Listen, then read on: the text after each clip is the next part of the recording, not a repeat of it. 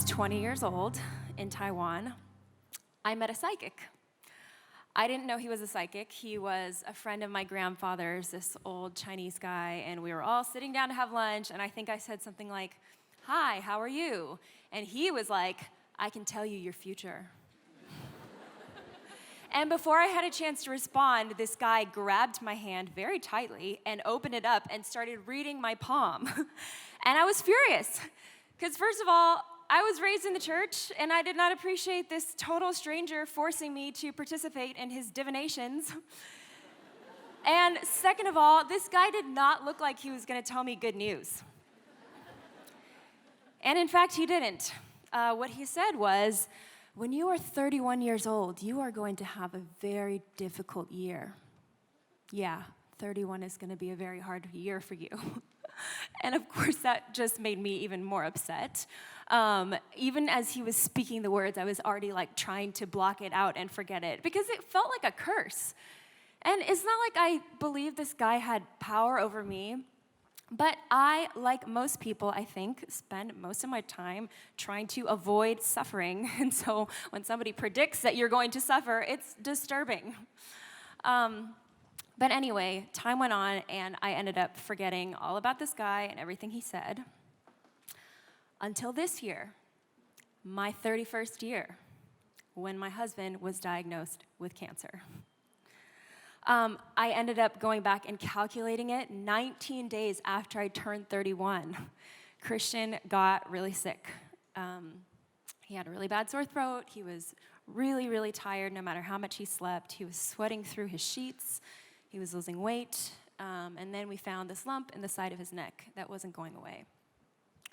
So we started going to all these doctors and running tests. And at every appointment we went to during those first few months, without fail, the doctor would say something along the lines of, worst case scenario, it could be cancer, but he's so young, it's probably just a bad infection.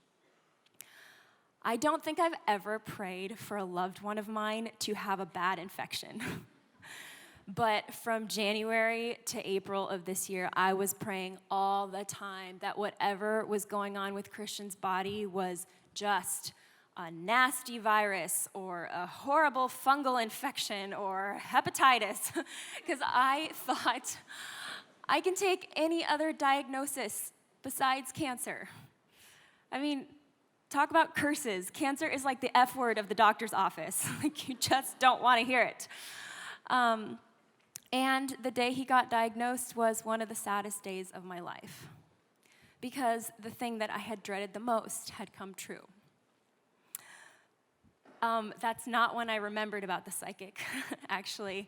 I didn't remember that guy until months later, when I was sitting in this huge, beautiful, spacious master bedroom of a house by the ocean where Christian and I were staying for the week while he recovered from his 5th round of chemo.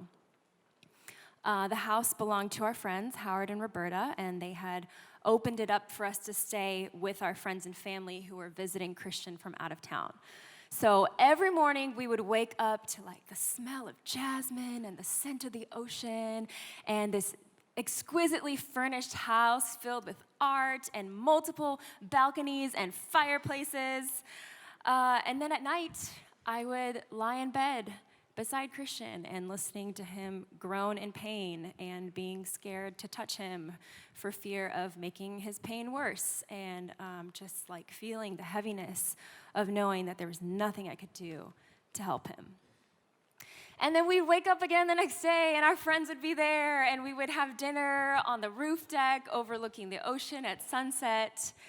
And this pretty much encapsulates like the past year of our lives. This has been the most painful and the most extravagant time of our lives. We've had friends and family from all over the world send us food, drive hours to come visit us in the hospital. They've written us songs and poems and given us money and sent us books. I mean, just like any way that you can think of caring for someone, somebody has done that for us. We've never been so needy and so well cared for, probably since we were infants.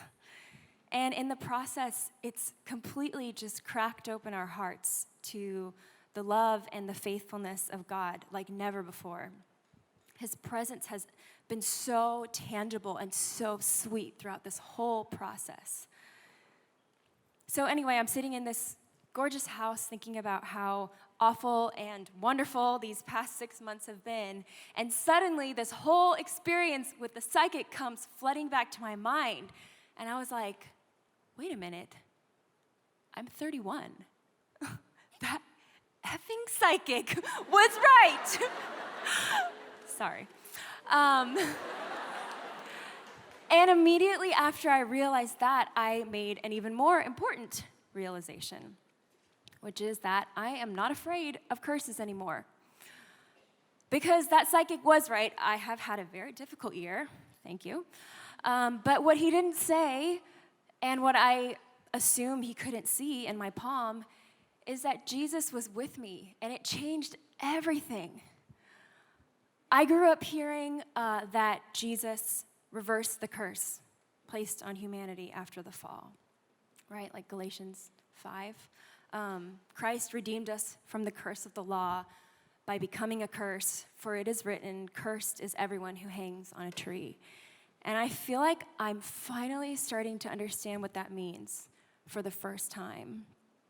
That suffering and pain and curses can come my way, but they will never be the only thing. Because when Jesus is with me, that suffering gets transformed into something else. And I'm not quite sure how to articulate yet what that something else is, like what that suffering becomes when he's there. But I know that I don't have to be afraid of it. Discover who you're called to be at Biola University, a leading Christ-centered university in Los Angeles, with programs on campus and online. Subscribe for more of our videos and learn more at biola.edu.